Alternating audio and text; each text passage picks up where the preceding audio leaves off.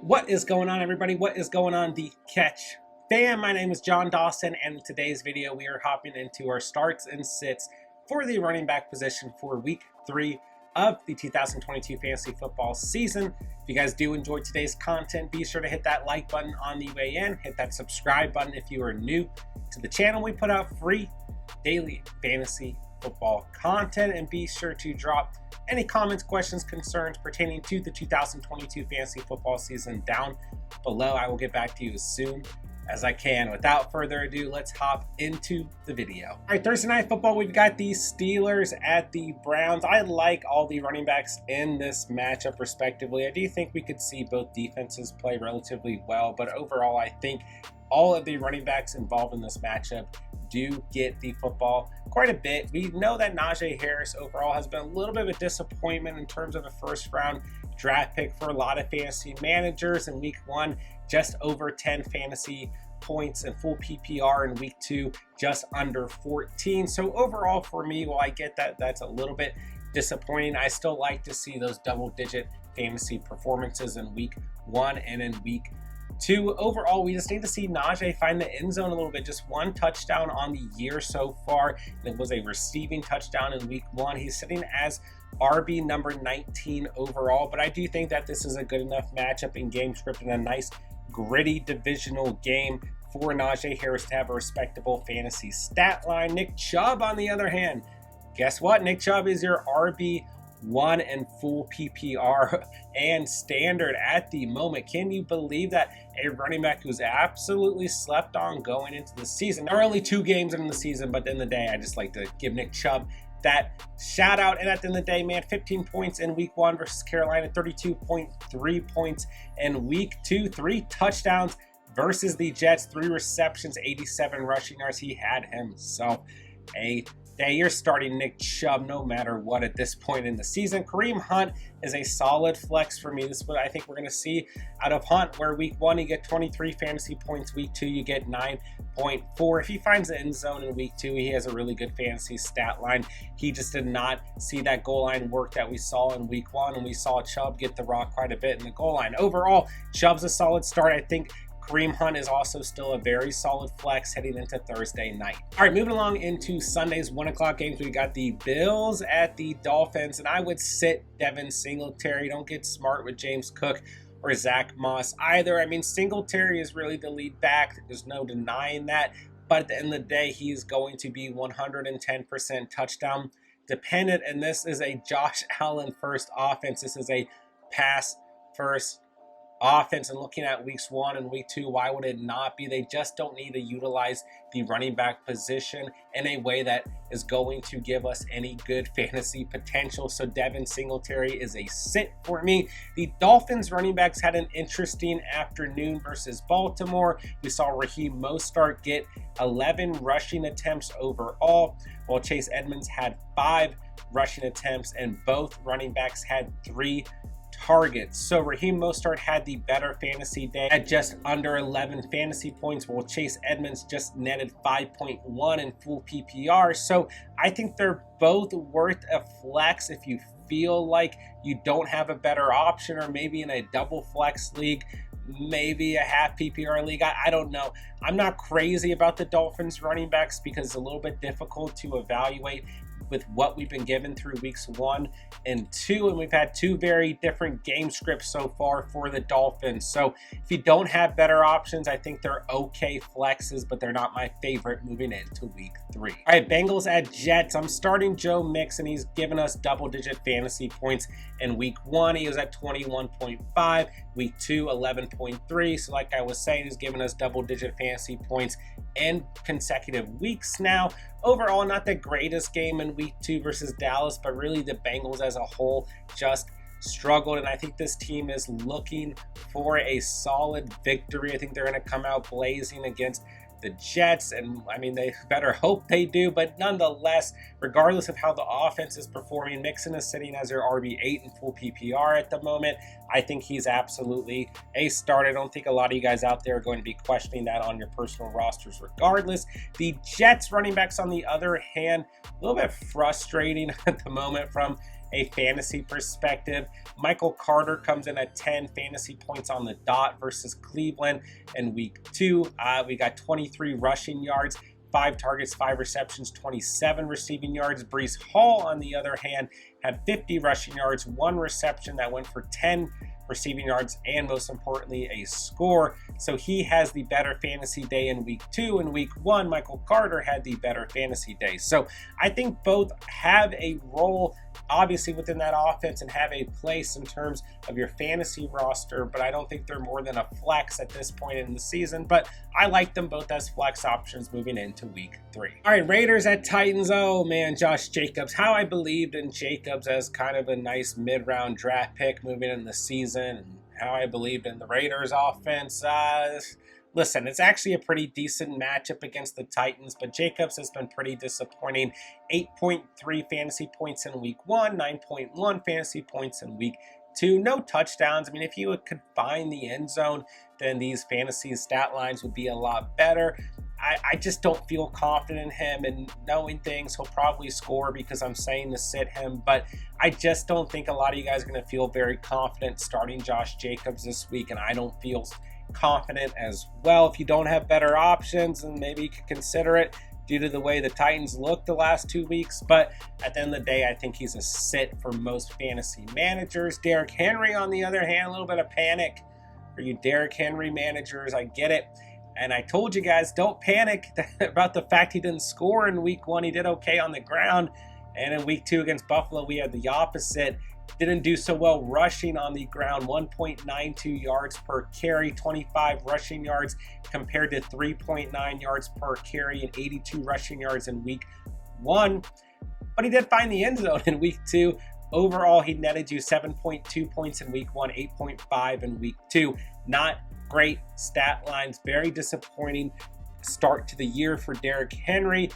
And the Titans just do not look like they've got that juice. But overall, Derrick Henry's probably still a start for you moving into week 3. Let's continue to give him a chance and not panic just yet, although we're getting pretty close. All right, Saints at Panthers. I've got KAMARA as a start if he is healthy, still dealing with a rib cartilage fracture. So if we see KAMARA sit, I think Ingram's an okay start, but I wouldn't be too confident he's going to be relatively touchdown dependent without a doubt, and he has a lost fumble in his first 2 games on the season. So I'm not in love with Ingram, and I'd much rather see you guys who own KAMARA be able to start KAMARA, and if KAMARA is healthy, no doubt about it, he is a fantasy starter in week 3 versus the Panthers. And the same goes for Christian McCaffrey, who for Christian McCaffrey owners, luckily has been healthy so far this season. Week 1, 15.7 fantasy points, full PPR. Week 2, 16.8. He looked a little bit better overall on the ground in week 2 without a doubt. He has 5 targets in both of his games this season. Only 1 score, but we know that he doesn't necessarily need to find the end zone. A lot we need to talk about here. You're starting CMC moving into week 3. You're starting Alvin Kamara if he's healthy moving into week 3. All right, Ravens at Patriots. I'm still sitting the Ravens running backs. I just really hate this backfield from a fantasy perspective without a doubt. I'm not confident in Kenyon Drake or Mike Davis. The only rusher I want on my starting lineup is Lamar Jackson. Maybe when J.K. Dobbins or Gus Edwards comes back, we can have a different discussion. But until then, I'm sitting the Ravens running backs without a doubt. I've got Damian Harris as a start. He had a really nice day on the ground in week 2 versus Pittsburgh. 16.7 fantasy points, 71 rushing yards, and a score. I don't even have Ramondre Stevenson's name up on the screen. It's been very disappointing to start the year. He had a decent day on the ground versus Pittsburgh, 47 rushing yards and 5.2 yards per carry, but overall has not found the end zone and really hasn't shown that PPR value that I was hoping he would have moving into the season. So overall, I think if you're starting a Patriots running back, it has to be Damian Harris. He looks like the lead back at the moment. Is it a great matchup? Not necessarily, but I think if you don't have better options, Damian Harris is perfectly fine for a safe floor moving into week 3. All right, Lions at Vikings. Oh, buddy, do the Lions look like a contender? I said it all off season long before Hard Knocks came out. I think the Lions are going to be pretty improved. I think that offense on paper actually looks pretty good. regardless of what I said in the offseason, we're here now in week 3, and the Lions starters offensively are probably going to be starters for majority of the season, especially DeAndre Swift. Man, if he stays healthy, I really think he has a shot to finish as RB1 at the moment, sitting at RB3 in full PPR, RB2 in standard. Week 1, 26.5 fantasy points. Week 2, 16.7. He had a great day overall on the ground and through the air, and that's what makes Swift such a good running back as a whole. He doesn't have to get it done on the ground or through the air. He just has to get it done one way or the other, and he's going to by the end of the game. So Swift is a must start. I don't want to talk about it too much. If you own him, you're starting him. If he's healthy, you're starting him no matter what for the rest of the season. Dalvin Cook, a disappointing night for the Vikings, and Cook overall against Philadelphia on Monday Night Football, just 7.6 fantasy points. Did have 13.8 fantasy points in week 1. Not a great ceiling there, but this is an important divisional game for the Vikings. I think Cook is going to get the football quite a bit. So Cook is a start for you moving into week 3. DeAndre Swift is absolutely a start moving into week 3. All right, Eagles at Commanders. Two interesting teams over in the NFC East making some waves at the moment. Sanders is a start for me, especially as a flex option. I do want to emphasize I like Sanders more as a flex. I think his ceiling's a little bit capped, just the way this offense is so dynamic and all over the place right now. But let's not discredit what he's done this season so far. 18.5 fantasy points in week 1, 11.6 fantasy points in week 2. He's looked very good overall within this offense, and I like this matchup a lot for Sanders and the Eagles. So like I said, I think he's a beautiful flex, and he's a perfectly okay RB2 if you need to play him as one as well. Antonio Gibson, on the other hand, remember this guy? He's on the punt team. He's always injured, fumbles. Ron Rivera hates him. There's 7 rookie running backs on this team. Well, he's playing okay despite all of that. 20 fantasy points in week 1, 12.1 fantasy points in week 2. I like the game script here. I think that Gibson will be heavily involved against Philadelphia, so Gibson is a great start in my opinion moving into week 3. All right, Chiefs at the Colts. Man, this Colts defense has been really disappointing. I think Kansas City is going to have themselves a day. In CEH, Clyde Edwards-Helaire, your RB5 in full PPR. He is having a great start to the season. 22.4 fantasy points in week 1, 15.8 in week 2. I think he's an absolute must start. Obviously ranking in the top 5 at this point in the season, you're going to be starting him. Love this game script for the Chiefs offense. I love CH as a whole in this matchup. I think he's going to have another solid stat line. JT, a very disappointing day against Jacksonville in week 2 after a monster performance in week 1 against Houston. Listen, I think Kansas City's defense is in a good position right now. I think this Colts offense is in a bad position right now. They better hope that Michael Pittman is healthy so they can alleviate some pressure for Matt Ryan. But overall, don't give up on JT. Don't do anything crazy. Don't panic. You're still starting JT moving into week 3. Still drafted him number 1 or number 2 overall for a reason. So JT, still a start for me moving into week 3. All right, Texans at the Bears. I got Dameon Pierce as a flex, but this is a weak flex, I would say. A little bit better in a double flex league. Overall, he's had 11 rushing attempts in week 1, 15 in week 2. He isn't broken, 8.7 fantasy points. But I do think that this is a matchup where we could see Dameon Pierce maybe start to come out of the shell. Maybe, some of what we liked in the offseason come to life. So I think he's a decent flex, but if you have better options, leave him on your bench. Don't do anything crazy. But like I said, I like the matchup here. And I do think that Pierce could make the most of it. David Montgomery, on the other hand, after a disappointing game in the rain against San Francisco in week 1, he bounced back nicely against Green Bay. 15.6 fantasy points, 122 rushing yards, and 2 receptions. So I like what we saw out of Monty versus Green Bay. I think this matchup against Houston is even better. So I think he's a nice RB2 for the week. I think he's a perfectly fine flex as well moving into week 3. All right, Jags at the Chargers. Man, all off season I said if James Robinson is healthy, he's going to be a factor for the Jacksonville Jaguars, and he is without a doubt more than a factor. He is the RB1, no question. 19.9 fantasy points in week 1, 15.8 in week 2. He's your RB6 in full PPR. He had another great day on the ground versus Indianapolis. I like this game script. The Jaguars don't look that bad, all things considered right now. So I do think that the Chargers are the better team, but I do think that the Jags will keep this semi-competitive, and I think Robinson will be one of the better players from a fantasy perspective on the field. ETN, on the other hand, has been very disappointing for fantasy managers. He has not topped more than 8.3 fantasy points in full PPR, just 9 rushing attempts in week 2, 4 in week 1. He does have 7 targets on the year, but still nothing crazy overall. So I think we're sitting ETN until we see something more consistent as a whole, and James Robinson is the player to start within that backfield. Eckler, on the other hand, I know that Eckler's been semi-disappointing for a lot of fantasy managers, but I think overall he is still performing just fine. 14 rushing attempts in week 1 and week 2. He did bump up his target totals from week 1 from 4 to 10 in week 2. So 11.2 fantasy points in week 1, 18.4 in week 2. Listen, guys, at the end of the day, if you own Eckler, you're starting him, and I think he's going to be just fine.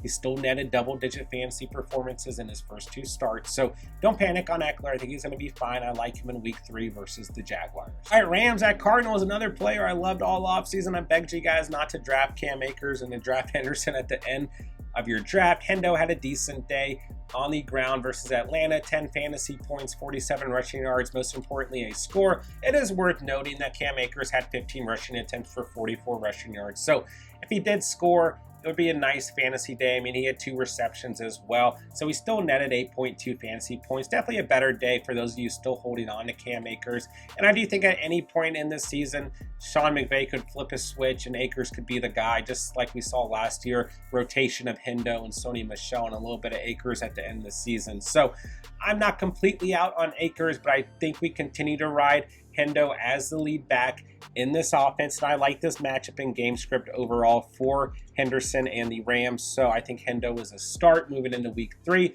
On the other hand, for the Cardinals running backs, we just want to sit back and watch and see what happens this week. James Conner exited week 2 with an ankle injury. It's not considered serious or long-term, but that does not mean he's going to be ready for Sunday's action. And then the question becomes, is it Eno Benjamin or Darrell Williams as a starting running back? I'm not quite sure. Even if one is the quote-unquote starter, I think the other one still gets touches. They both had 8 rushing attempts apiece in week 2. Darrell Williams had 3 targets. Eno Benjamin had 4. Eno Benjamin had 8 fantasy points. Darrell Williams did find the end zone, so he had 14.2 fantasy points. I think it's too much of a gamble to start either of these Cardinals running backs if Conner sits. If Conner is listed as healthy, I think he's okay to start. You might want to tamper your expectations and the overall ceiling, but at the end of the day, I still like Conner if he's listed as healthy. And just don't forget, he's a running back who gets banged up a lot and plays through a lot of injuries, so don't make the mistake of starting a worse player and leaving Conner on your bench if he's listed as healthy. But overall, I think for now, let's just sit back and let's see what happens. Let's take a step back from the Cardinals backfield moving into week 3. All right, Packers at the Buccaneers. Overall, I've got Aaron Jones as a start coming off of a 32-point fantasy day versus Chicago. I've still got AJ Dillon as a start. You might want to consider flexing him, maybe not as an RB2. 20 fantasy points in week 1, 7.7 in week 2. Listen, they get the Tampa Bay Buccaneers, who have played pretty well overall throughout the season so far, but you've still got Dillon as RB15, so he's a nice flex who does hold some RB2 value. And you've got Jones coming in as RB4 in full PPR right now. I mean, Jones is the hot hand. I think you continue to ride that, but I still believe in AJ Dillon as a whole. I think he's going to be fine on the season. Overall, in terms of Leonard Fournette, I think he's an okay start, especially at the RB2 position, but obviously the ceiling's not too high. Just 9.4 fantasy points in week 2. He didn't make the promise to his fantasy owners that he's going to start scoring touchdowns. I hope he does for those of you who own him. Overall, I think he's still a start. I think the game script is here for the Packers and the Bucs, that this is going to be a good day for all the running backs involved on both teams. All right, Falcons at the Seahawks. I've got Patty and Cheese, Cordero Patty and Cheese, that is, as a flex. But once again, not a flex I'm super confident in. I just think if you don't have better options, you can consider it. I think the matchup is decent enough against Seattle. But at the end of the day, I'm just not in love with it. I mean, I just don't know what we're going to see out of Patterson week 1, 22.6 fantasy points, week 2, 4.1. So like I said, if you have better options, then definitely roll with them. But if you absolutely have to throw Patterson in there, I think it's okay, just okay. Rashaad Penny, on the other hand, I really thought was going to be a bell cow back for Seattle, but he just hasn't been. I mean, he still is leading the team in rushing attempts, but overall, I just don't like him as a start. Like, I don't think maybe ever again. I don't know. But it's a good matchup versus the Falcons, so I think you probably have better options outside of Rashaad Penny. I would consider him a sit moving into week 3. I just don't feel confident in Penny whatsoever at this point in the season. All right, Niners at Broncos. I think Jeff Wilson's a good flex for the week. With Eli Mitchell out, he had 12.3 fantasy points in week 2, 84 rushing yards, no scores overall. Our guy TDP did have 14 rushing attempts, but he suffered a high ankle sprain, which means that Jordan Mason, the rookie, could come in and maybe become the RB2. I don't know. It's the 49ers backfield. Everything's always up in the air. I think that Wilson still gets the lead as the running back without a doubt. But at the end of the day, he could get injured as well, because that's what happens when you're a San Francisco 49er running back. So I still like Wilson, but I think he's a flex. I don't think his ceiling is crazy high this week, but if you have to throw him in there, I think that's fine. JAVONTE, on the other hand, a disappointing week 2 versus Houston after leading the Broncos in targets in week 1 and finishing at 18.8 fantasy points. He had just 9.5 versus Houston in week 2, but he did have 75 rushing yards. So if he did find the end zone, it would have been a perfectly fine fantasy day. Overall, I still think you're starting him versus San Francisco in week 3. I still think he's the RB1. I think he'll be just fine, even if his ceiling isn't crazy high at the moment on a weekly basis. I don't have Melvin Gordon on the screen because really he hasn't topped more than 6.3 fantasy points this season in full PPR. He's done fine on the ground. Just once again, he hasn't found the end zone. So I don't love Gordon. I think it's Williams' backfield. I think he's the running back to start from this roster as a whole. I think Gordon is better off on the bench moving into week 3. All right, Cowboys at Giants. We've got the Dak Prescott list. Dallas Cowboys holding off the Cincinnati Bengals in week 2. What do we see from the Cowboys backfield without their starting quarterback? Well, we saw Zeke score exactly 5.9 fantasy points after scoring 5.9 fantasy points in week 1. So 53 rushing yards in week 2, 52 in week 1. The interesting thing is overall, -3 receiving yards in week 1, -4 in week 2. So I'm going to leave Zeke as a sit against the Giants. Zeke is not going to give us much fantasy value unless he finds the end zone. On the other hand, I think Tony Pollard, it might be what a lot of people said in the offseason. Might really be time for Tony Pollard to come on. He was the running back to own in week 2 with Dak's first full game out. Totaled 98 yards against the Bengals, 43 rushing yards, 55 receiving yards, and a rushing touchdown, 19.8 fantasy points. I think if you own Pollard, he's a fine flex. I wouldn't get too crazy and go benching, starting running backs for Pollard, but I think he's a good flex and we can continue to ride the hot hand. But just keep in mind, we saw this happen at times last year and then Zeke would come back around. So I would just be cautious with it, but I don't have a problem riding the hot hand, like I said, and rolling with Tony Pollard, but I like him a lot more as a flex. On the other hand, Saquon Barkley's throwing together a great fantasy season, although he's a little bit disappointing in week 2 in comparison to week 1. He is still your RB2 in full PPR at the moment. 11.8 fantasy points in week 2 compared to 32.4 in week 1. He still had 72 rushing yards and 3 receptions. I know he did not find the end zone, but overall it's still a good fantasy day for Barkley. And as long as he's healthy, it looks like Barkley is back to full gear and a week in, week out fantasy starter for us, and will be a start for me moving into week 3. And that'll do it for today's video. If you guys did enjoy today's content, be sure to hit that like button on the way out. Hit that subscribe button. Of course, if you are new to the channel, we put out free daily fantasy football content. We would love to help you dominate your fantasy football season this year, and drop any comments, questions, concerns pertaining to the 2022 fantasy football season down below. Starts, sits, drops, adds, trades, quarterbacks, receivers, tight ends, running backs, kickers, defenses, whatever it may be. Let me know. I will get back to you as soon as I possibly can. With that, I'll say thank you guys so much for watching and or listening, and remember, you saw it here at the catch.